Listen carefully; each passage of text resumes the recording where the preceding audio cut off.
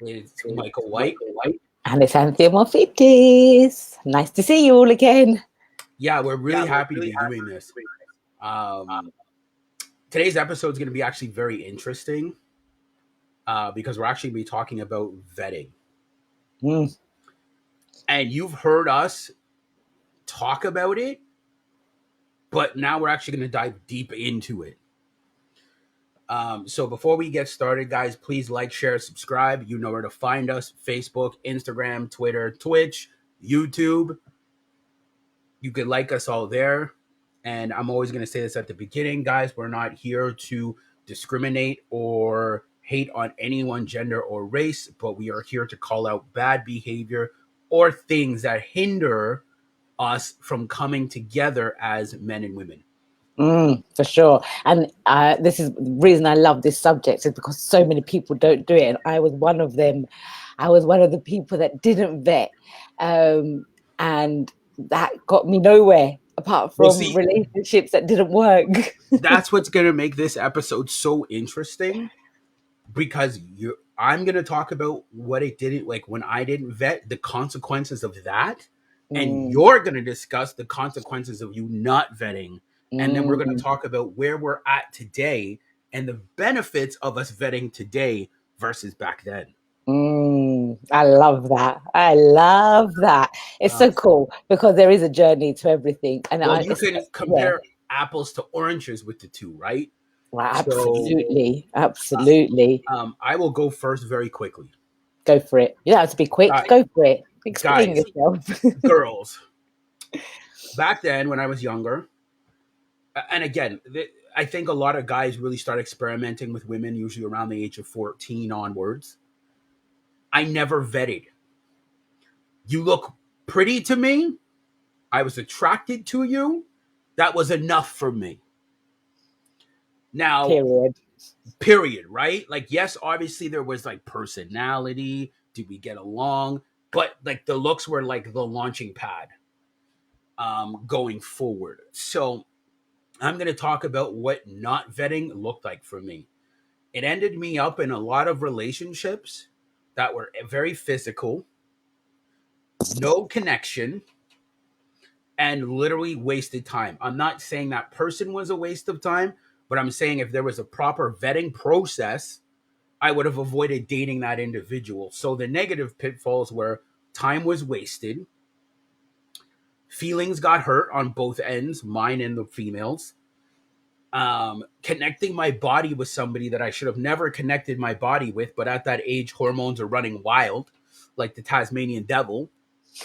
And I can openly admit that as I started to get older, the vetting never even crossed my mind. So as I got older, it was just, oh, you look pretty, you make me feel good, let's go out, let's be together. Not understanding that I needed a certain level of criteria, they needed a certain level of criteria, and because that criteria was never matched, it was just two people together. Like a painting. Like, you know, when you just throw paint on a painting, that was it. So nothing good ever came out of it, right? And it wasn't until, like, I am telling you guys, this is why it's so important for you to know about vetting and how to vet. And we're going to talk about that near the end. And how to vet properly is you make better decisions. I didn't learn vetting until my 30s. And I'm 35. So imagine there is a history of me making bad decisions with women based off of, you look good, we kind of get along, let's try to make it work. And the physical, there's the physical attraction, isn't it? And all of it, the physical attraction, a little bit of connection, like, yeah, we can go out to dinner together, we can have a fun time, but it's like, as we talked about on this podcast, never going deep. Because you've heard us talk about it on a lot of the videos, that even like the ones that we shared with Stefan, if your plan is to not make this woman a wife, what are you doing being involved with her?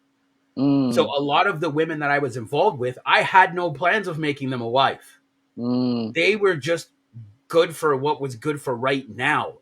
mm-hmm, So I didn't even have a plan for them. mm-mm. Didn't even have a plan for yourself, Exactly. probably. I didn't even have a plan for myself. Mm-hmm. Right. And I didn't even know about how to lead as a man in a relationship. So that's what I told you. It was like a painting just thrown on to a canvas. And that was my biggest mistake because I'm dating these girls and I had no plan for them. We're just kind of living in the moment, having a good time. Um, but again, there was no plan, no longevity, no nothing. And even in my 20s, which you should kind of have some degree of what you want to do with your life, I had no degree of what I wanted to do with the women I dated. It was just, oh, you make me feel good. You're great. We have a connection. Awesome. But That's for so many where people. does that take you? You see, Mm. and all the podcasts that like the stuff that we share, the ending goal is where does that take you? Can I just add to that Yeah, go ahead. also? There is a lot of people that still that will even get to the like even propose and get married, but they still haven't vetted one another. They just get married because I know, like in traditions in my kind of culture, in the Greek community or even Mediterraneans. I mean, Yeah, let me just speak for the Greek Cypriots here because I am a Greek Cypriot. But when the parents see that you've got a man, most of the time they will push you to get married. That's it. It's just you're with somebody, you must get married to them, and it still happens. I mean, it probably still happens today. Probably not as much, but it does still happen. So there's so many people who didn't actually, even though they get married, they didn't vet each other, and hence why the divorce rate is sky high now. Because back then they didn't do the vetting; they just got married because it was it was like when the latest trainers come out and then everyone mm, wants them. It's that I'm trying to think of the word. It's a phase that everyone thinks that marriage. It's the greatest. Let's just go and get married. How cool is that? We had this big wedding, especially with the Greeks. We would have the tradition is to pin money all over the dresses and all over the groom as well. So it was a big novelty as such, where everyone wanted to do that and they wanted this huge wedding and all these people coming along and just having a great day. But it wasn't. I've always said, and I always like, from my perspective of things, the way I used to look at it was when I'd hear them people together, it wasn't a click. It wasn't. You'd know that it wasn't right. They weren't right for each other. However, um, the thing of the marriage was it, such a big thing to everybody that let's just do it anyway, and that is ends in disaster. It doesn't work. That's why there is so many well, divorces right I, now, I'm because gonna they I'm gonna didn't share vet. something very interesting with you, and it ties into the stuff that you actually talk about. And I think we might have covered one or two of her videos. Her name is Candace Owens. If anybody knows her, she's a political person. She got engaged within 3 weeks, and she's still married to her husband now. Now, this is where the manifestation comes in. She just said that when she saw her husband, like her at the time, when she saw this man, she just knew that was her husband. Like she just knew. There was Yeah, no like, oh, like maybe like she just knew like that is going to be my husband. I definitely believe in that. I definitely Now, 100% believe in that. and she's happily married to him with a child right now. But we have to ask herself, does that happen for everybody? Hmm. No. No, Because no, you no, see, no. their mindsets were completely different. Candace was saying, and it was a great interview, that she does not like to waste time. Some people will take like 10 years to get to know each other and then they get married.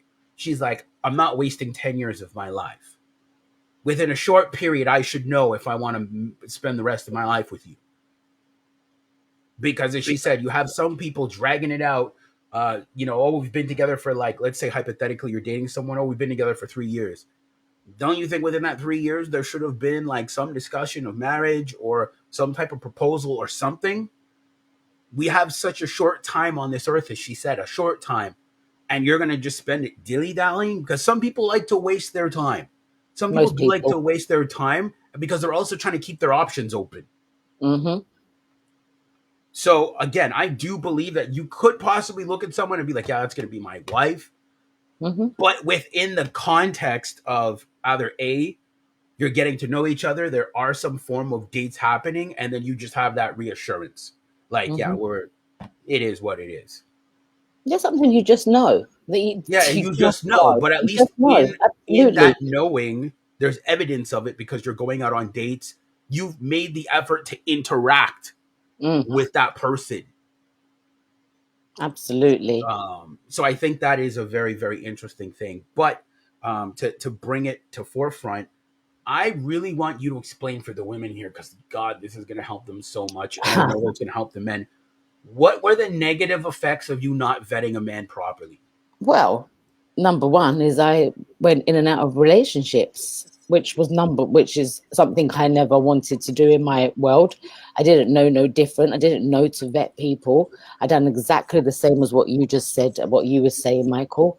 I would meet somebody, although I definitely must say that when every time in any of my relationships, I've known in that moment that I'm going to be with that person, but that's not a good thing because we're not together. So even though I had that instinct to know that I'm going to be with them and they knew they were going to be with me, that was actually a downfall because we didn't get to know each other. We just got together. So it was more feeling based. It was feeling based. We didn't stop to ask each other questions and understand one another and understand which direction we're going in. And for me, it was maybe slightly different because I had children and I didn't, after I split with the children's dad, the next relationship was the only relationship I allowed into my household. And after that, I didn't want anybody else coming into my household. So I had to always understand, how do I keep this separate? So for me, it was very much just going on making sure that that relationship doesn't coincide with my kids, because I didn't want that. I didn't want them to be part of my children until I maybe, like, I don't know, I in my head it was more that later on, if it continues in, I don't know, 3 4 5 years time, then they could be part of it, but until then, no. So and because I didn't vet, because I didn't take that time out, because it was very much just an attraction based thing, um it didn't look, the evidence is sitting right here. I am the evidence of doing that. I'm not in a relationship because I didn't stop to take the time to understand what I wanted first and foremost. I didn't even know what I wanted out of a relationship. I kind of, all right, look, you know that you want to be with someone that you get on with, obviously. Like the small things, like you want someone that makes you laugh, but But you there, couldn't go deep with them, no. I didn't go deep with them. And there's only one person I had very deep and emotional conversations with, but he'd stated many times that he doesn't want to be in a relationship. But I wasted a lot of my life, a big chunk of my life with him, To thinking a Chad. yeah, basically, like we've had Oh. done the podcast before where I thought he would change his mind. So I stuck around because of our deep conversations, because of the connection between us, and because we kind of wanted the same thing. So that was the only time where I thought he wants the kind of the same things as me. And even though after that, which was about 5 years all in all, really, of my life, when I met somebody, I still didn't do the vetting process, Michael. I ended up in a relationship that was completely not for me. And it's like, I got to a point where I was like, what are you doing to yourself? So when we started doing the podcast, and you were saying you're 35, man, I'm in my 40s and I only started learning this. So I just want to say to anybody out there who is like, even, I don't care how many relationships you've had so far, but anyone, if you're still single and you're getting to know someone, really get to know them. Understand your needs, your wants, your values, your desires. Where are you going? Do you want kids? Do you not want kids? Do you want marriage? Know these things and know the deeper side for your connection and why you're with this person. Like, because I strongly believe, Michael, when we don't do this, we end up with somebody and just end up staying with them just for the sake of being with them, because people are too frightened to walk away because they're scared they're not going to find someone again. And it's a trap. Well, that's why I want to ask you like a two-parter question because you've mentioned your kids and their father, and we're not going to get too deep, but did you vet him? Nope. Okay, so you never vetted him. Okay, Nope. just so the audience understands exactly. And that's why we only lasted in our relationship for 2 years. But to be fair, the last year was hanging on like a thread. Mhm. So, But before you even met him, there was no level of vetting. It was just you're nope. attractive, I'm attractive. Yep. Bam. Got Okay. together. Yep. And you know what? It's funny because my children have got different fathers. So when I met my daughter's father, the reason why I was so jumped into it was because he accepted my son. And I couldn't believe it in the Greek community that somebody had accepted me having a child. So that's all I needed at But that no vetting though, again, time. right? No vetting. It was just Okay. because of that pure, obviously, an attraction. And the fact that when I told him I had a son, Acceptance. he accepted it. That was it. I kind of fell head forward, like just dive straight in, like, oh my goodness. And that was, to me, was like a vetting process that I Well, was 20. well, that's what's interesting because that's why, like, I really want you to speak to the women and help them understand that when they don't enforce their criteria with the men that they choose, because again, right, like women choose these men just like men choose the women. The consequences A of massive. of dealing with these type of men and not vetting them. What are these massive consequences? Well, look, number one, especially if you have a child with the person you didn't vet, there's a consequences is those children are gonna grow up without the father in the house. Now, there isn't a Mm, bigger consequence than that, Michael. That is huge in itself. And then you've got to, as a woman, you've got the burden of having to raise those children by yourself. And if you haven't had that vetting process, you're gonna end up at lockerheads because you don't agree on anything because you didn't understand that before you got into that relationship, that you don't have the same values and you don't follow the same principles. So therefore, when it comes down to having to agree on certain things, you don't agree because you didn't even you just don't agree because you didn't vet the person. So they're going to have they're not that they're always going to have, but it's the high possibility they're going to have different views to what you have. So that's a huge part of it, you know.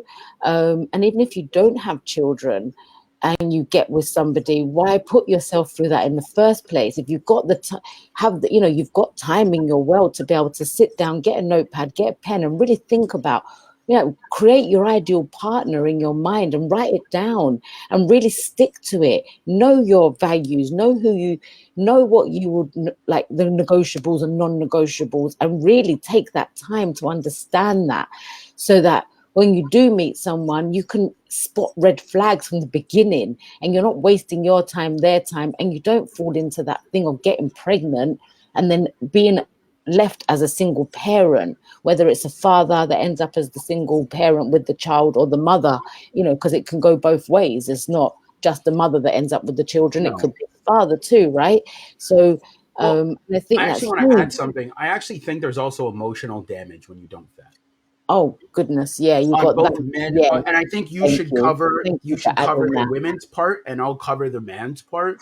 But I think for men, when they don't vet women and stuff goes left, the man goes down like two directions. He becomes either like very bitter Mm, and cynical, or B, he becomes like misogynistic and really starts to hate women mm. um, because of the bad experiences that he's let define him. Um, and I would say those are the two biggest things from an emotional standpoint.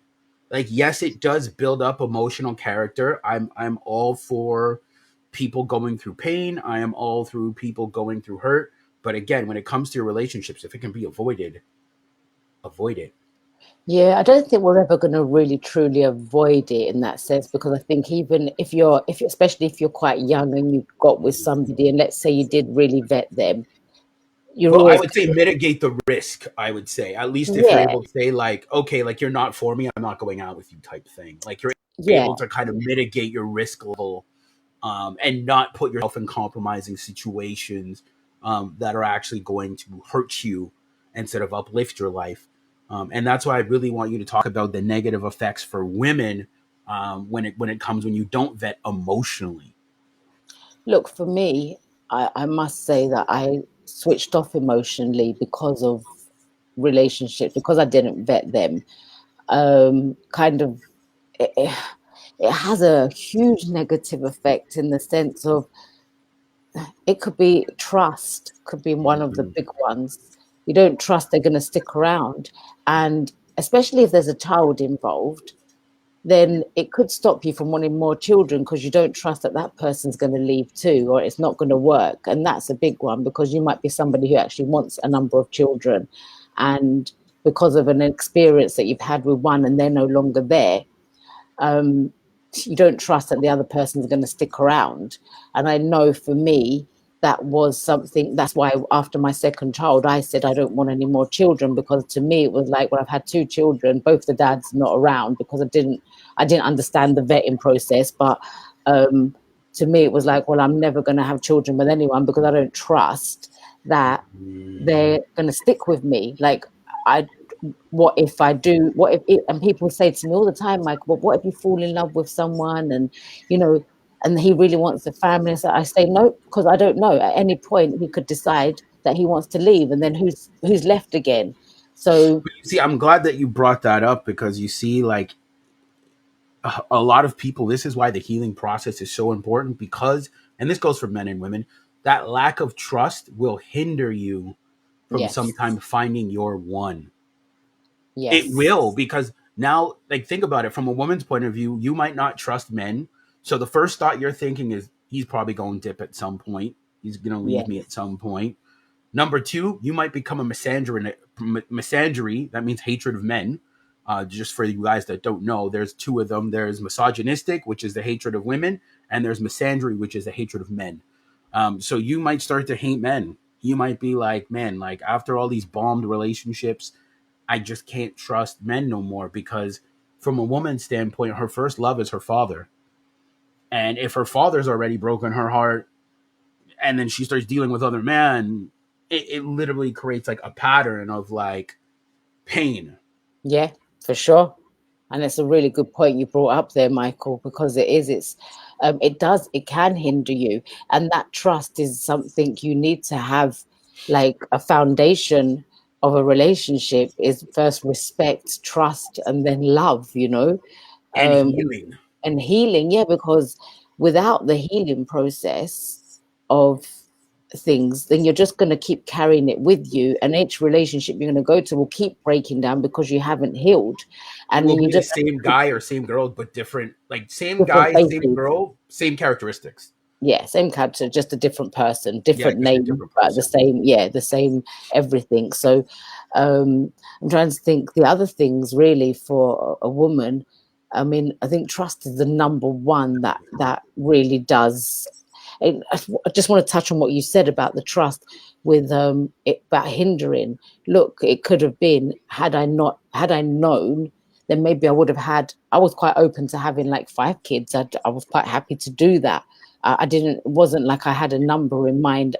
Well, when I had my children, I didn't even think I was going to have children. It wasn't. I wanted to travel, so when I had my children, I was open. But because of the two experiences, to me, I was like, no. So I could have met Mr. Perfect, but I would have been the one that said, nope, not going there. So I actually stopped myself, and now it's a no, regardless, because I just wouldn't go there.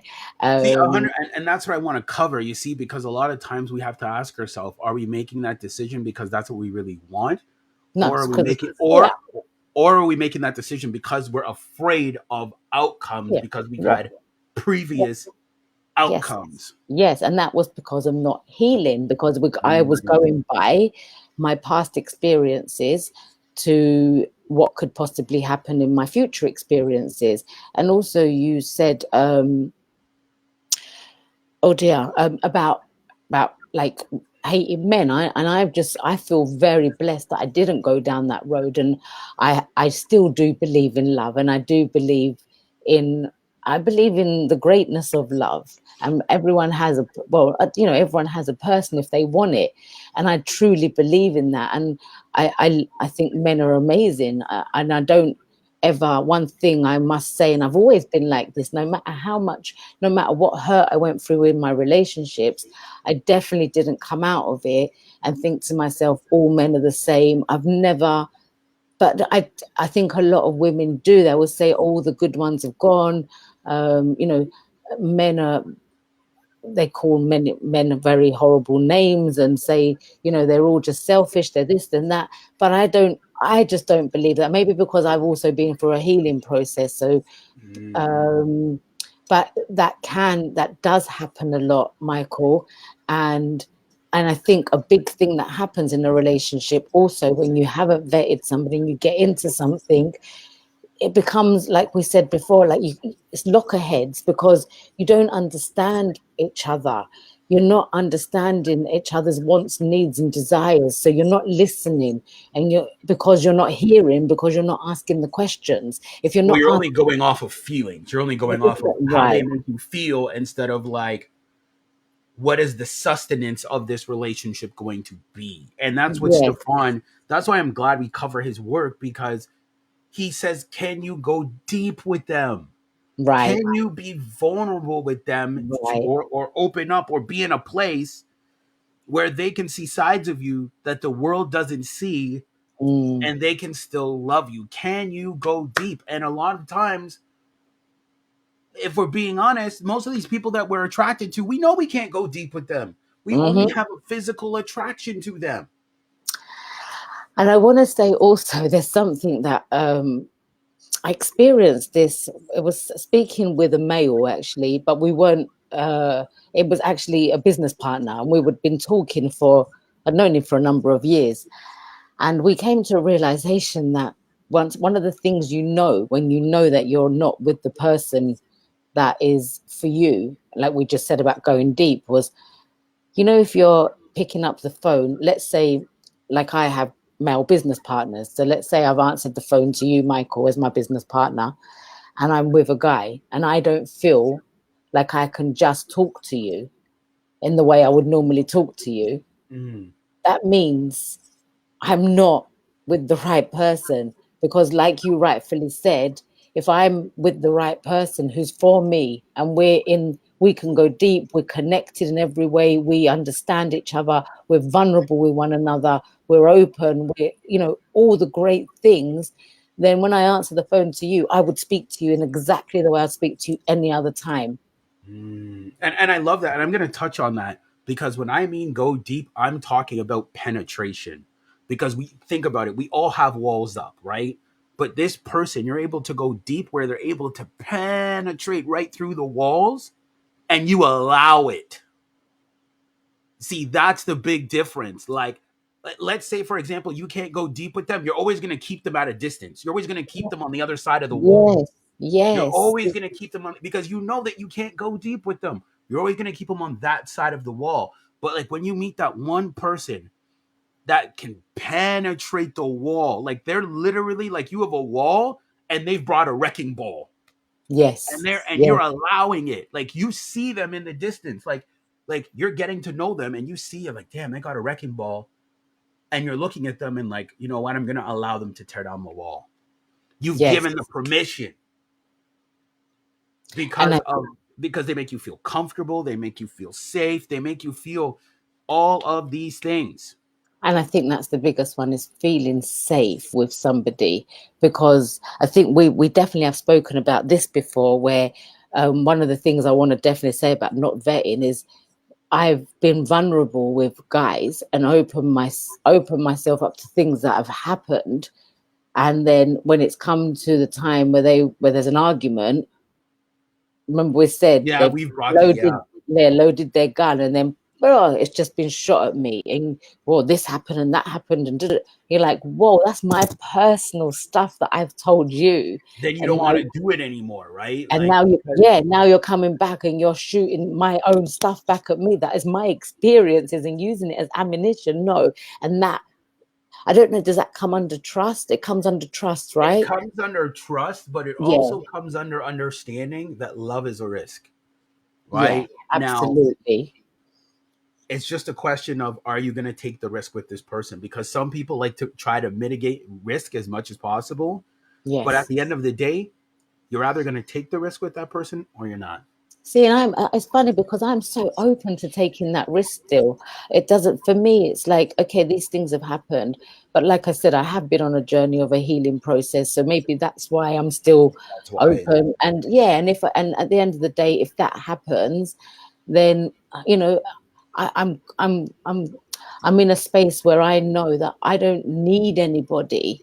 I want somebody. I don't need to have anybody with me, as in I don't need a partner. It's a want and a desire. So having that in my world will just like enhance me as a human, and I know that that's what it would do when that person's around.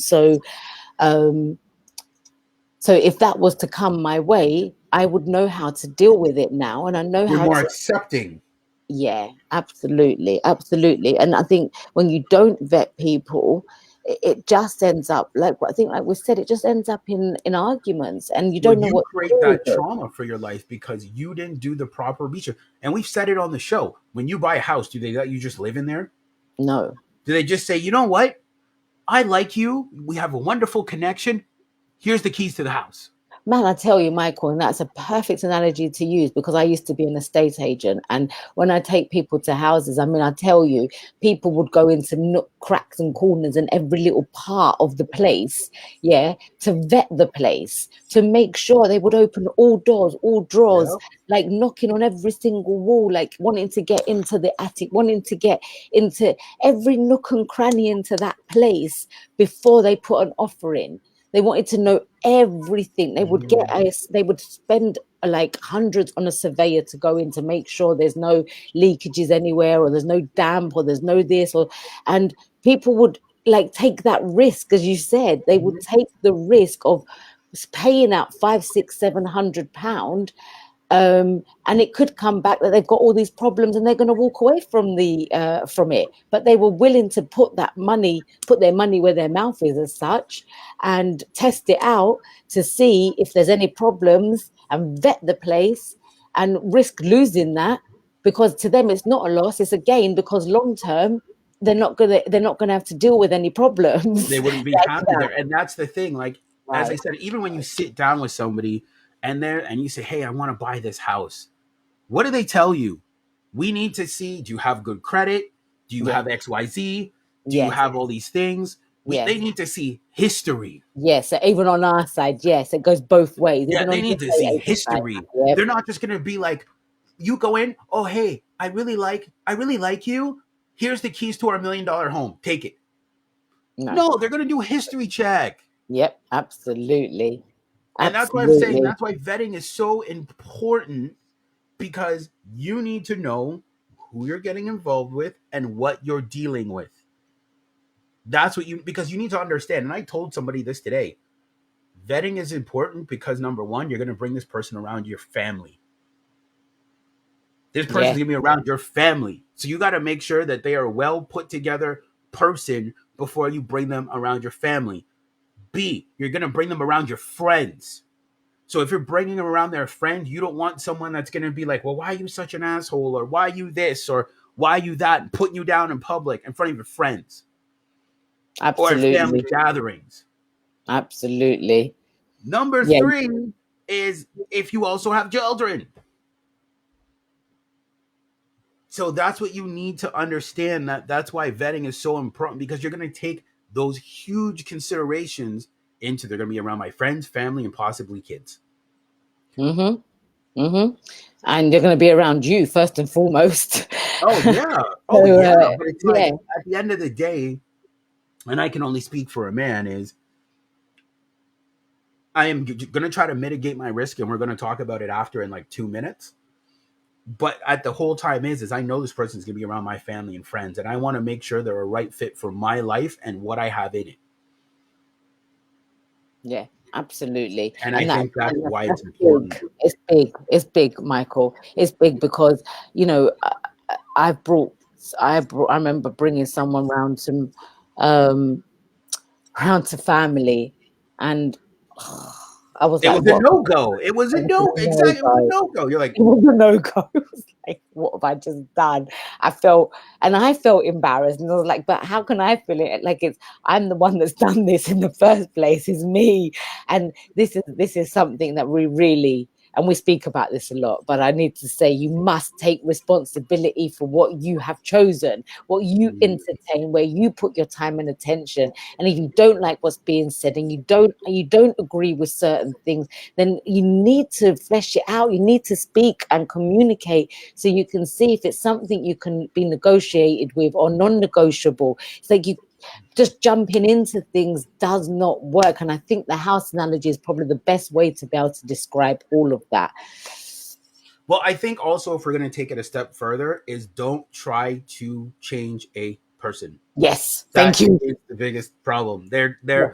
What you'll do is, and I love that you brought that up. You'll take somebody and you'll see some things, and there's nothing wrong with bringing something to someone's attention that they might need to change some things. But when you are fully trying to change them, like, Mm-mm-mm. honestly, you're creating a headache for you. You're creating a headache for them. Yes, yes, yes. And we've Like, said and it before. I'm not trying to downplay anybody, but it's, again, I'm gonna use a house analogy. It's like, let's say your realtor takes you to see a house, and the house is sinking into the earth, and you're like, you know what? That's fine. I'm gonna hire a contractor. They're gonna lift the house out the dirt. They're gonna fix all the pipes and do it. No, it's not even worth it. Mm, It is not worth it at that point. If you no. look at the house and you see the house sinking into the ground, why are you gonna sit there and be like, well, I'm gonna try to turn it into this perfect little house? Leave it alone. Go find something that will work for you, Yeah, and won't leave give it so much alone. headache.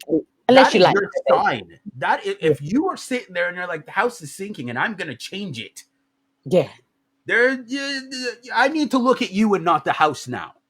yeah.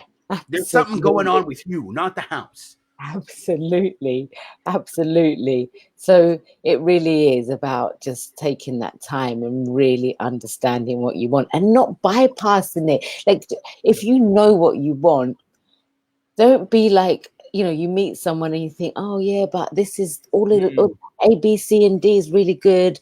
But I really, that doesn't work. But there's too many good things. I mean, if it's a non-negotiable, you need to It is look what at it it. is. Yeah, you Like, need to why take are we it head arguing it? on. Yes, because I've known people, Michael, and one thing, they've taught me through being in a bad relationship. They really taught me not what not to do, and watching people be in a relationship and trying to change each other and constantly saying that thing. Why do you do this? Or why can't you just be how I want you to be? It's Doesn't work like, that way. I mean, it's like saying to a leopard, why have you got spots? Like, why have you got spots? Take those spots off. It can't take the spots off, and it's not going to take the spots off. So why would you want to try and do that to a human being? It's not gonna happen, guys. Like, Yeah, honestly, it's leave not it gonna alone. happen. Leave it And alone. that's why we're gonna talk about the pros of vetting. When you vet somebody, you save yourself, number one, from heartbreak. Mm, First of all, because again, you've acknowledged, like, for example, and we're always gonna, from now on, we're gonna start giving examples. I won't date a smoker. I won't. That's a non-negotiable for me. So for me, if I find out the person smokes, I'm not gonna be like, well, I'll break the rule for you.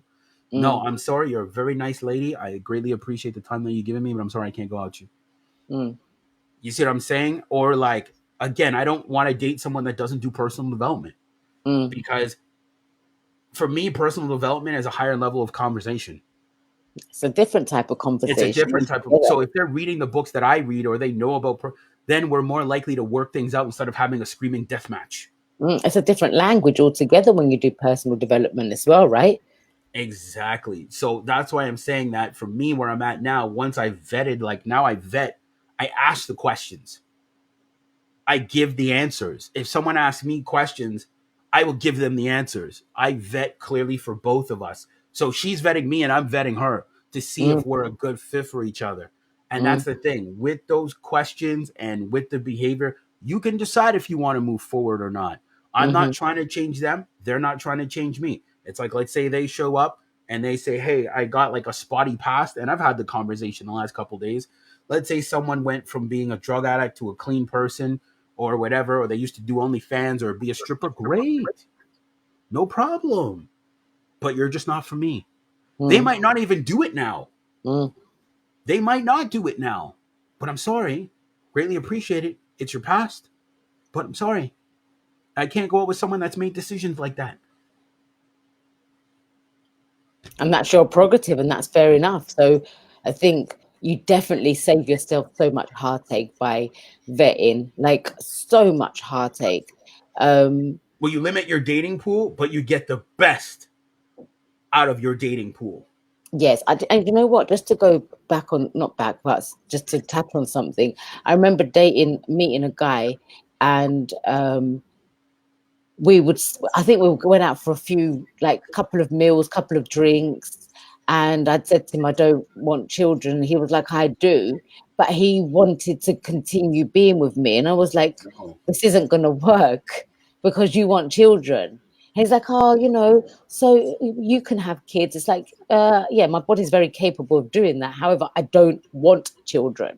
So, but he continued to chase and want that. And I was like, this is what I mean. This is why I've experienced it. You just go, I don't understand what people don't understand about what you're telling them and why they ignore it. And I'm saying that, but I've done it myself, where I've told you, where someone said to me, I don't want to be in a relationship, and I thought they'll change their mind. But so I just want people to be so super aware and listen and take on board what's being said. That too. I'm going to give you guys the perfect analogy why vetting is important. On an apple tree, right? And the apples that fall to the ground, right? Most of the time we're trying to eat those apples. Like, oh, maybe this one's good. Maybe this one's good. And the apple tastes like crap. It's been on the ground. It's been rotting. It's been whatever. But you're like, well, there's a little bit of red. It still looks good. No, what you should be doing is, the reason why you vet is you should be going for the apples in the tree at the top. And that's what I mean. That's where you're going to find your best options. Because do you limit your options? Yes. Because let's be honest. Let's say on an apple tree, there's more gross and gross apples at the bottom of the floor, at the bottom of the tree, than there are good apples, right? But at least you have certainty that if you take an apple from the top of the tree, you're getting the best. You're going to bite into it and not spit it out. I love that. What a great way to put it. Yeah, you're not going to spit it out. You're not going to think this apple's terrible. No, because you've reached at the top of the tree and you've taken the best. You're not taking what's on the ground. And I feel like for a lot of times in people in life, what they'll do is they bite a bunch of rotten apples. Oh, this one looks good. This one looks good. And they just keep biting all these rotten apples. And then from biting all these apples, they get sick. They get food poisoning. They get all these things, when all that could have been avoided if you would have been like, no, I'm done eating apples from the ground. I want the best. And the best apples are in the tree. And that's by me having standards. Does it limit your pool of dating options? Yes. Yeah. But do you still get the best? Yes, because you're not just entertaining anybody and anybody. Am I calling the people that you've dated bad apples? No. But what I am saying is that you could have avoided a nasty relationship, heartache, emotional trauma by not biting into those apples just because they looked good. That's what I'm saying is, let's say the apple falls to the ground and you only saw like the front part, but you didn't see the back part of the apple was rotting, but you only saw the front and we're like, oh man, that apple's perfect. It's great. And then you take a bite out of it and you're like, oh man, this apple tastes funny. Because it was rotting at the back and it leaked into the whole apple. Only the front of the apple looked good. I'm going to give you a real life example of this. Facebook Messenger. I have so many apples on the floor on Facebook Messenger, right? And because I know what I'm looking for and what I want, I can just read the first two words, and I know, block. Go away, waste my time. I don't know. It's literally, it could be 2 or 3 words, and I know, Michael, that they're the apples on the floor, and so I don't entertain. I don't waste my time because I've understood how to vet. And now the one person that I will put my time and attention to, which I've done of recently, is because of a more of a long term, and I've been around. I've seen and spoken and now giving my time and attention, and same for him to me. It's not like it's a Wait, are one-way. you talking about like a new guy? Okay, okay, okay, okay. I just picked up on it now, but okay. So it's so when I all these years of Facebook sending me, or not Facebook sending to me, the people that come through, like I said, I just know I feel the energy that's come through. I can understand from the first few words that are being said. And sometimes I'll just, like, if they're being really nice about it, like, I don't like to be horrible and ignore people, but I will say, look, please, if that's what you want from me, do not message me again, or there's ones that you just know, don't waste my time. It's just a straight up block. Done. You're not interested in what I do. You're not interested in my work. You're just trying to do the process of not vetting, basically, through attraction. And I'm not down for that. So yeah, it's really interesting. It's really, really interesting, Michael. As using that analogy when you said they're bad apples on the ground to what I personally experience daily on my messenger. So yeah, all of you guys on the messengers, if you've been blocked, well, you won't be able to see this if you've been blocked. So if you're in there, you still haven't been blocked and I haven't replied to you, that's why. But guys, we're gonna wrap this up. We greatly appreciate it. And again, we have Friday and Saturday. So guys, please like, share, subscribe, and we will see you on Friday. And before that was an abrupt finish there, Michael. Oh yeah, go ahead unless you want to say something else.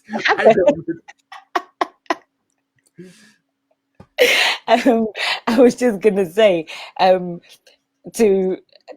finish up here, just sorry, I'm gonna get the giggles now, aren't I? Look, I want us to just go through it again, Michael, that how much it saves you to just really understand what you want in a guy or in a woman, like really understand that. And if it's that you want, some people like to be at home and just come home from work and chill on the sofa and do nothing. And then they meet somebody that's got all this energy and they're like, come on, let's go out and do something. And the person on the sofa is like, no, I don't want to do nothing. Well, that person on the sofa could find someone like that if they vetted them. The person with all the energy could meet someone like that if they vetted them, to get to know what they like and hear and listen to what they like. So take a mental note of it and don't ignore it. Because if it's things that you don't like and you do not want to participate in it, then it's not for you. And save yourself those arguments of one liking Chinese and one liking Indian and no one ever agreeing on either of them, like what to eat. There's like minuscule things that you can look over. Like, let's say different food stuff. That's not a big deal. Like, you guys like different food, not a big deal. But like, if we're talking like major things, don't overlook those. Look, I've heard things like when in relationships where one loves to travel and the other one refuses to get on an aeroplane. So that's major. But like, for example, that's major. And I've heard that, and like with grown people, Michael, 55 years old, been with their woman or their man for many years, and I've had a conversation and they've said, oh no, I don't, I really would love to go to different countries, but my wife just doesn't want to get on an aeroplane, so I'm just not going to do it. And it's like, what? You're going to go with you're going to live your life and not do the things you want to do because someone else doesn't want to do it. Like, please. Well, we got to look at that because that could be circumstantial. For everyone, it's going to be different because, like, let's say you have a family and your wife has to stay at home and take care of the kids. And you're the only one that can leave and travel. So everything could be circumstantial. Yeah, but the ones that I've heard is not to do with that. They just don't want to travel. And then you know what? You can't. That's what you signed up for. Yeah. And But you I know, just think that's a as shame they in said, your life, isn't it? Isn't that a big shame to like it live? is. But can you really? You signed up for that. But they're miserable with it, Michael. This is the point. They're miserable with it. So why put yourself through that? I don't, I because agree. of comfortability, because they're scared that they won't meet somebody else again, and it's that same story over and over and over again. And it's like, let's bring our power back again, and let's tap into who we are and what we're about and what we want, and align with that with the right person, so you can live a fulfilled life, man. I agree with that. And that's why, as I said, there's like non-negotiables and there's negotiables. Like, you can't be like, well, because you don't like tacos, I'm not going out with you. It's like, No, that's okay, like, different. I don't Yeah. really care. Like, No, like that's just silly. Yeah, that's that's nothing. just silly. But like Yeah. major things that you know that you need, like traveling or certain things that you need from a relationship, then of course you don't compromise on those. Yeah. So So yeah. yeah, Anyway, so guys, we'll yes. let you go. This time we're I'm not ending leaving. abruptly. No. Yeah. Um, nice soft, but nice soft approach.